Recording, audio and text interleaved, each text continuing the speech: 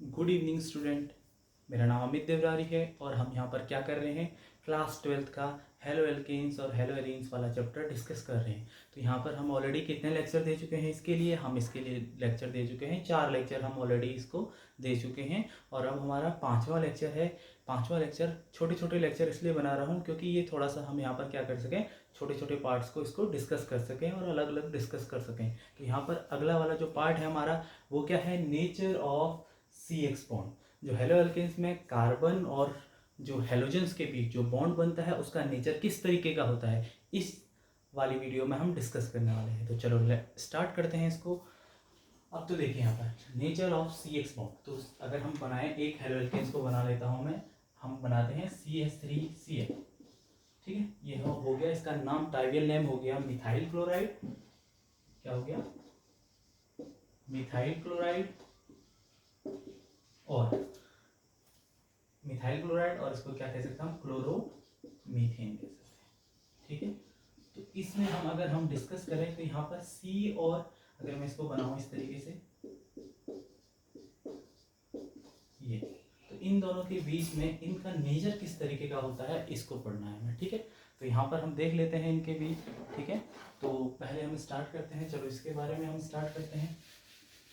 तो अब आपको पता है हम हेलोजेंस को किससे डिनोट करते हैं, X से डिनोट करते हैं। ठीक है, तो हमारे पास CX जो बॉन्ड होता है, ये कौन सा बॉन्ड है आपको पता होना चाहिए, ये होता है covalent bond.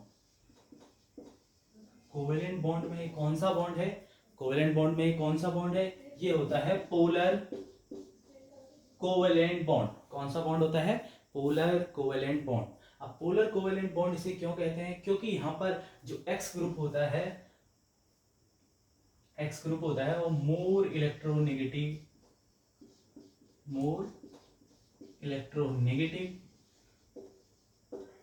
Than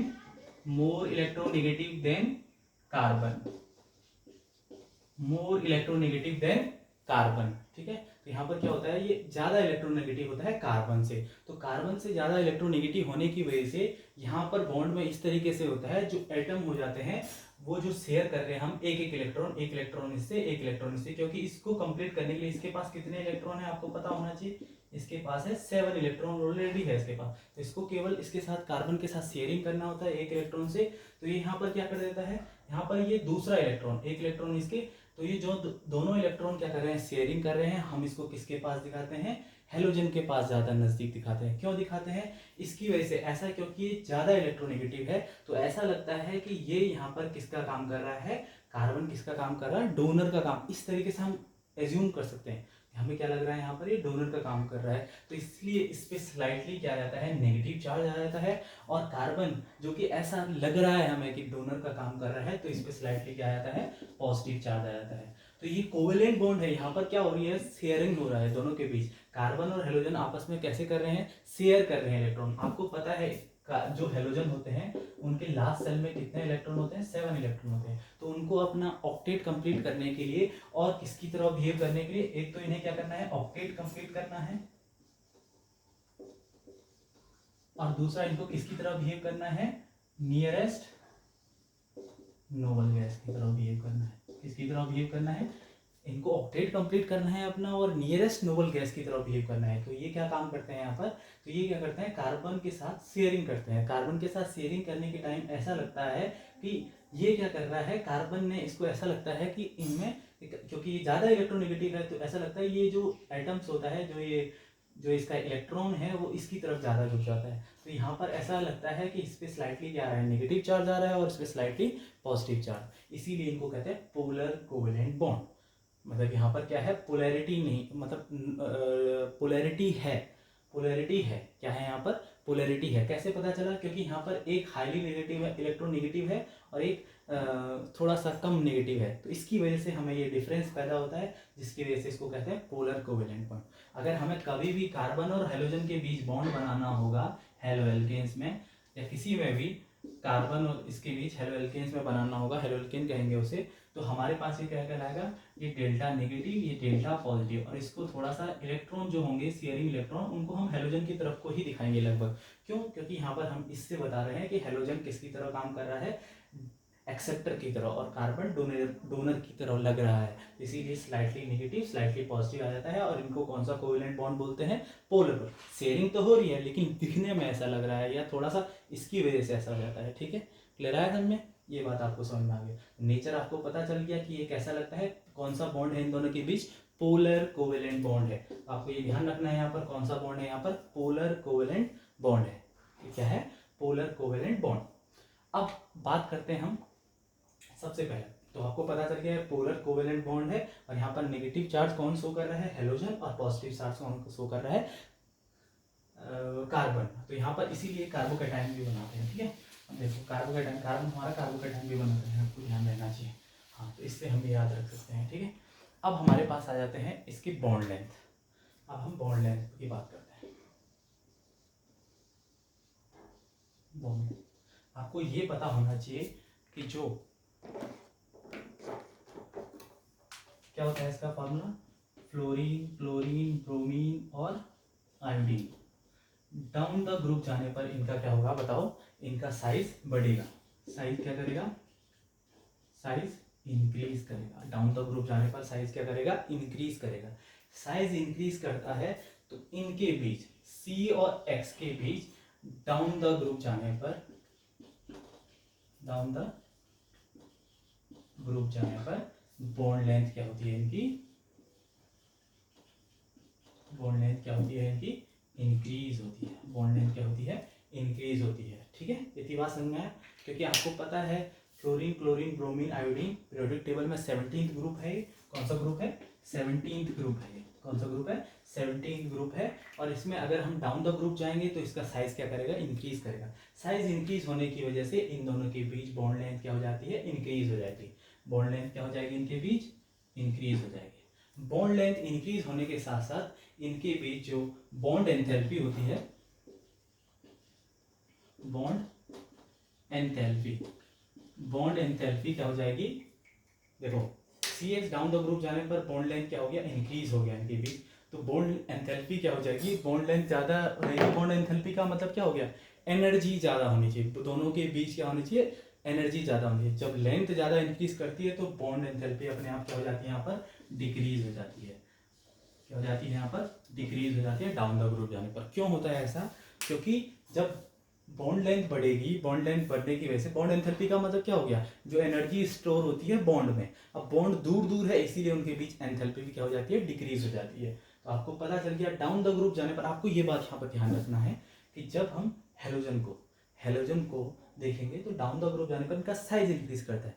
size increase करता है तो इनका बॉन्ड लेंथ जो होगा, बॉन्ड लेंथ क्या होगा? वो भी इंक्रीज करेगा। क्यों? क्योंकि साइज इंक्रीज करेगा तो साइज इंक्रीज करने की वजह से अपना भी बॉन्ड लेंथ, आपको पता है कार्बन इतनी दूर और उनका सेंटर इतनी दूर, तो ये ज़्यादा इंक्रीज करेगा।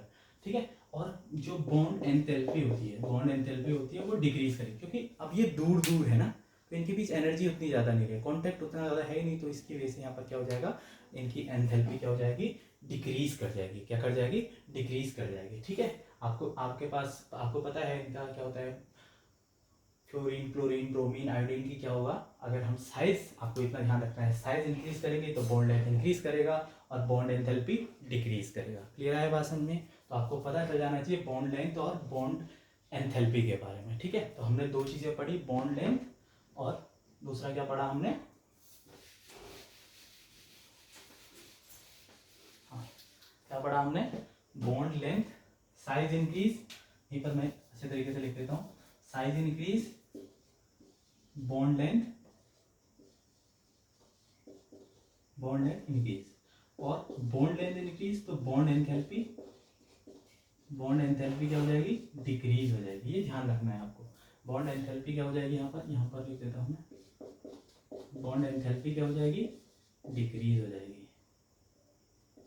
ठीक है, यहाँ पर क्या हो जाएगा? Size increase, bond length increase, bond length increase, bond enthalpy decrease. तो ये देखिए पता चल गया तीनों के बीच रिलेशन। क्योंकि हम क्या कर रहे हैं? फ्लोरीन, क्लोरीन, ब्रोमीन, अगर हम डाउन द ग्रुप ले जाएंगे, मतलब बोलने का मतलब यहाँ पर है C। जब हम क्या करेंगे इसके साथ? कब होगा? जब हम क्या करेंगे? कार्बन का फ्लोरीन के साथ बॉन्ड बनाएंगे, कार्बन का क्लोरीन के साथ बॉन्ड बनाएंगे, कार्बन का ब्रोमीन के साथ बनाएंगे, कार्बन का आयोडीन के साथ बॉन्ड बनाएंगे। ठीक है, तो यहाँ पर बॉन्ड लेंथ क्या हो जाएगी इनकी? नीचे जाने पर, क्योंकि fluorine chlorine bromine down the group जाने पर इनका साइज बढ़ता है, इसकी वजह से इनका बॉन्ड लेंथ, जो कार्बन और फ्लोरीन के बीच बॉन्ड लेंथ है वो इंक्रीज कर जाएगा, और इनके बीच जो एंथैल्पी होगी, वो क्या कर जाएगी, डिक्रीज कर जाएगी एंथैल्पी, क्योंकि एनर्जी इनके बीच कम रहेगी। क्यों रहेगा कम, क्योंकि इनकी लेंथ ज़्यादा है। क्लियर है बात समझ में। अब आ जाता है दूसरा इसमें टॉपिक आ जाता है, इतनी आपको बात समझ में आ गया होगा। तो हमने यहाँ दो चीज़ें सीखी कि अगर हमारे पास, अगर फ्लोरीन क्लोरीन ब्रोमीन आयोडीन में डाउन द ग्रुप जाने पर हमारा क्या होता है, यहाँ पर साइज क्या होता है, ज़्यादा होता है। साइज ज़्यादा होने की वजह से यहाँ पर क्या हो जाएगा, जो बॉन्ड लेंथ होगा वो इंक्रीज होगा और बॉन्ड एंथैल्पी डिक्रीज होगा। बॉन्ड लेंथ और बॉन्ड एंथैल्पी के बीच क्या बताया मैंने, इनके बीच बॉन्ड एंथैल्पी क्या होता है, जो बॉन्ड एंथैल्पी क्या होती है, एनर्जी।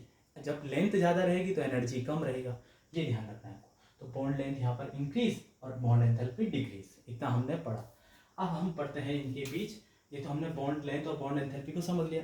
सबसे इंपॉर्टेंट आता है डाइपोल मोमेंट। आप इसको याद कर सकते हो कि इन दोनों को डाइपोल मोमेंट। अब आप इनको याद कर सकते हो, chlorine fluorine chlorine chlorine sorry carbon fluorine carbon chlorine carbon bromine carbon iodine. आपको पता है साइज इंक्रीज कर रहा है, क्लोरीन डाउन द ग्रुप जाने पर इनका साइज इंक्रीज करता है, और तो बॉन्ड लेंथ बढ़ जाएगी। बॉन्ड लेंथ बढ़ जाएगी तो इनके बीच जो एनर्जी रहेगी, जो स्टोर करेंगे एनर्जी बॉन्ड में, वो कम हो जाएगा। इतनी बात आपको समझ में आ गई होगी। लेकिन यहाँ पर डाइपोल मोमेंट में क्या होता है, डाइपोल मोमेंट होता क्या है, पहले हमें पढ़ना पड़ता है। एक्चुअली डाइपोल मोमेंट होता है, डाइपोल मोमेंट को हम डिनोट करते हैं म्यू से। डाइपोल मोमेंट हमें क्या बताता है कि इसमें चार्ज सेपरेशन कितना है, चार्ज सेपरेशन कितना है, और चार्ज सेपरेशन को हम कैसे कैलकुलेट करते हैं। म्यू इक्वल्स टू होता है क्यू डी, होता है क्यू डी। म्यू तो डाइपोल मोमेंट हो गया। अगर क्यू से हम क्या करें, इसको चार्ज दिखा लें, और डी डिस्टेंस है बॉन्ड की, डी क्या है, डिस्टेंस है बॉन्ड की। तो इसीलिए म्यू का जो डाइपोल मोमेंट का जो यूनिट होता है वो होता है कूलाम मीटर हो जाता है। क्या हो जाता है, कूलाम मीटर। क्यों चार्ज को दिखा रहा है, चार्ज, और डी दिखा रहा है डिस्टेंस। ठीक है। अब यहाँ पर क्या होता है कि अगर हम डाउन द ग्रुप जाते हैं, डाइपोल मोमेंट, चार्ज और डिस्टेंस का यूनिट है। डाउन द ग्रुप जाने पर क्या होना चाहिए, डाउन द ग्रुप जाने पर क्या होना चाहिए, डाउन द ग्रुप जाने पर इसका हो जाएगा हमारे पास dipole moment decrease. Dipole moment क्या हो जाएगा, हाँ, डाउन द ग्रुप जाने पर डाइपोल मोमेंट क्या हो जाएगा, डिक्रीज। डाइपोल मोमेंट क्या होता है, डिक्रीज होता है। एक्सेप्ट Cl, थोड़ा कंट्रोवर्सी कर जाता है यहाँ पर कि Cl और F, मतलब Cl का Cf से ज़्यादा होता है। अगर मैं डाइपोल मोमेंट की बात करूँ तो डाइपोल मोमेंट आप ध्यान रखना, Cf सबसे पहले होता है CCl, सबसे ज़्यादा CCl का होता है, फिर CF का होता है, फिर CPr का होगा, और फिर CI का होगा। इतना आपको समझना है। तो यहाँ पर डाइपोल मूवमेंट में क्यों दिक्कत आ जाती है, डाइपोल मूवमेंट का मीनिंग मैंने आपको बता दिया। क्या होता है, चार्ज सेपरेशन होता है, जो चार्ज के बीच सेपरेशन होगा इन दोनों के बीच, वो डाइपोल मूवमेंट को दिखाता है। क्योंकि यहाँ पर पोलैरिटी होती है, इसकी वजह से डाइपोल मूवमेंट क्रिएट होता है। अगर जो नॉन पोलर होंगे, जैसे H2 डायटोमिक मॉलिक्यूल है, H के बीच कोई यहाँ पर पोलैरिटी है नहीं, तो यहाँ पर डाइपोल मूवमेंट जीरो हो जाता है। लेकिन जब भी क्या होता है, पोलैरिटी आ जाती है, तो वहाँ पर डाइपोल मूवमेंट आ जाता है। और डाइपोल मूवमेंट को कैलकुलेट कैसे करते हैं हम, उसके चार्ज से और उन दोनों के बीच कितनी डिस्टेंस है उसको कैलकुलेट करके हम निकालते हैं। और जब हम इसमें देखते हैं C और F, मतलब CX बॉन्ड में देखते हैं, तो हमें डाउन द ग्रुप जाने पर ये क्या होता है, ये डिक्रीज होता है। क्या होता है, डिक्रीज होता है। लेकिन यहाँ पर एक एक्सेप्शन आ जाता है कि जो CCl है उसका ज़्यादा होता है और CF का कम होता है। ठीक है। अब यहाँ पर दो पॉइंट, इतनी बात आपको समझ में आनी चाहिए कि यहाँ पर होता क्या है। इसको मैं हटा देता हूँ, ये चीज़ तो आपको समझ में आ गया होगा। ठीक है। तो अगर मैं यहाँ पर देखूँ आपका, तो यहाँ ध्यान दो, आप यहाँ पर देखूँ तो मेरे पास क्या है, डाइपोल मूवमेंट क्या है, मेरे पास पता चल गया मुझे डाइपोल मूवमेंट। अब CF और CCl हमें पता चल गया, डाउन द ग्रुप जाने पर क्या हो रहा है, उसका चार्ज जो है डिस्टेंस ज़्यादा बढ़ रही है, इसकी वजह से इसका क्या हो जाता है, चार्ज और डिफरेंस आने पर जो डाइपोल मूवमेंट होता है वो डिक्रीज हो जाता है। क्या हो जाता है, डिक्रीज हो जाता है। लेकिन यहाँ पर क्या होता है, जब CCl और CF की बात आती है, वैसे तो डाउन द ग्रुप जाने पर क्या हो रहा है, डाइपोल मूवमेंट डिक्रीज हो रहा है। लेकिन यहाँ पर जब हम CCl की बात करते हैं, जब हम किसकी बात करते हैं, CCl और CF की बात करते हैं, ये इंपॉर्टेंट क्वेश्चन है, CCl एंड CF की बात करते हैं, मुझे पता है कि हमारा फॉर्मूला क्या होता है, म्यू क्यू डी। ठीक है, अब मल्टीप्लाई होता है ये किसका, चार्ज और डिस्टेंस का। डिस्टेंस कौन सी वाली, दोनों चार्जों के बीच का डिस्टेंस। ठीक है, तो यहाँ पर होता क्या है कि जब हम इसको देखते हैं यहाँ पर CF और Cl के लिए, तो फ्लोरीन का जो चार्ज होता है, फ्लोरीन का जो चार्ज होता है वो ज़्यादा होता है as compared to, as directly दिखा देता हूँ, as compared to chlorine. Charge क्या होता है, फ्लोरीन में ज़्यादा होता है एज कंपेयर टू क्लोरीन। लेकिन जो डिस्टेंस होता है, वो क्लोरीन का ज़्यादा होता है। क्या होता है, क्लोरीन का ज़्यादा होता है।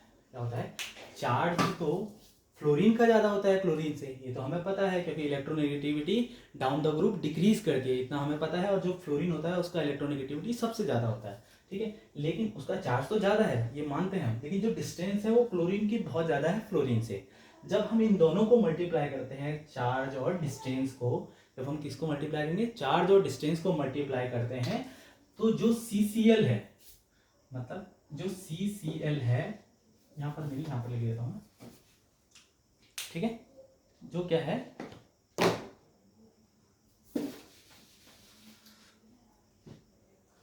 जो CCl है और जो CF है, जो CCl है और जो क्या है, CF है, तो यहां पर क्या हो जाता है, Cl का ज्यादा हो जाता है CF से। तो क्या हो जाता है, ओवरऑल जो इनके बीच मल्टीप्लाई आता है, Q मल्टीप्लाई D ज्यादा आ जाता है इससे।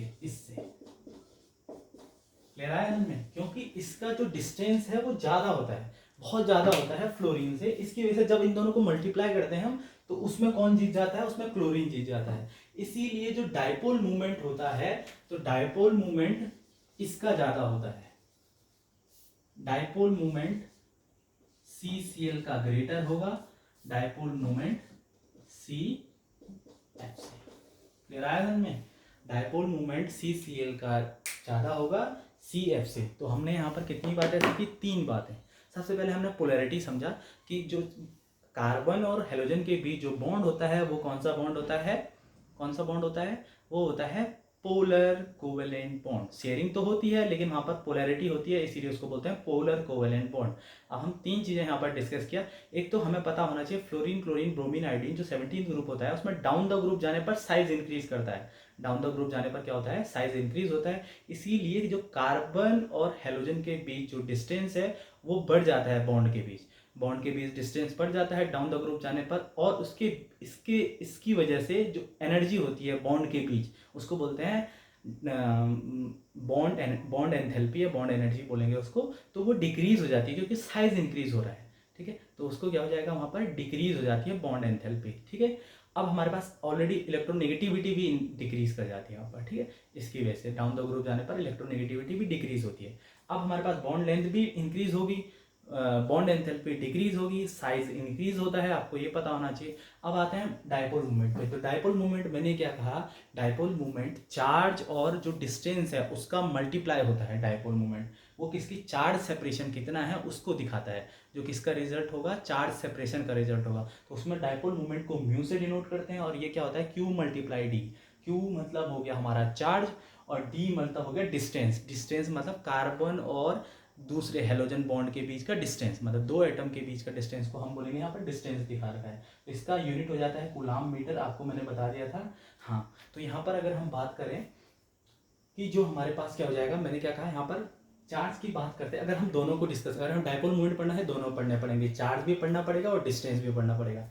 चार्ज में तो फ्लोरीन का चार्ज ज़्यादा है क्योंकि इलेक्ट्रोनेगेटिव फ्लोरीन के ज़्यादा है, इसी की वजह से इसका चार्ज ज़्यादा होता है। फ्लोरीन का चार्ज ज़्यादा होता है और क्लोरीन का कम होता है। लेकिन अगर डिस्टेंस की बात करें हम, तो क्लोरीन का क्या होता है, ज़्यादा होता है as compared to fluorine.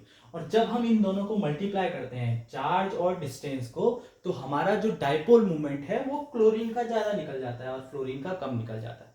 Clear है सर में, बस ये इनके बीच का यहाँ पर हमारे पास यहाँ पर ये इसको समझने का सबसे बढ़िया तरीका है। ठीक है, तो हमारे पास हमने 3 चीज़ें पढ़ी। कार्बन और हेलोजन के बीच जो बॉन्ड लेंथ होती है वो डाउन द ग्रुप जाने पर, मतलब क्लोरीन, फ्लोरीन, ब्रोमीन, आयोडीन, ऐसे sorry fluorine chlorine bromine iodine, ठीक है, उस पर जाने पर उसका चार्ज इंक्रीज करेगा, मतलब सॉरी बॉन्ड लेंथ इंक्रीज करेगी और एंथैल्पी बॉन्ड एनर्जी डिक्रीज करेगी और डायपोल मोमेंट भी डिक्रीज करता है। पर यहाँ पर एक एक्सेप्शन आ जाता है कि जो CCl होता है उसका CF से ज़्यादा होता है। किस लिए ज़्यादा होता है ये मैं आपको डिस्कस कर सकूँगा, ठीक है। तो आज के लिए इतना ही, आई होप आप समझे होंगे, ठीक है। और वीडियो को लाइक और सब्सक्राइब करना ना भूलें, ठीक है। Thank you.